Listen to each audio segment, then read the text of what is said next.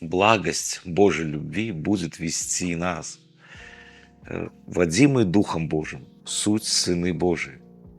Но что ведет нас? Кто ведет нас? Господь, Его милость ведет нас.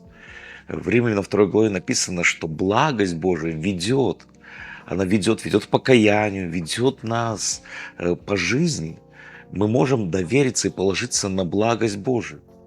Когда Лот находился в Содоме, и Бог пришел уничтожать этот город, то он побуждал Лота выйти быстрее.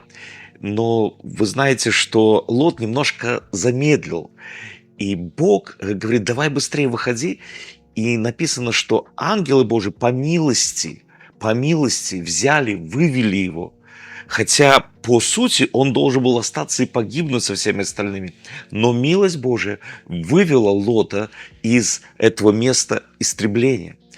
Благость Божия, милость Божия будет вести нас. Она выведет нас из любого состояния, из любой проблемы, из любой трудности и приведет нас в то место, где Господь хочет, чтобы мы были. В место благополучия, место устройства. И это все милость Божия. Поэтому полагайся не на свой разум, полагайся не на свои какие-то размышления, понимания. Полагайся на милость Божию. Скажи, Господь, по милости Твоей веди меня и выведи, и приведи, куда Ты хочешь.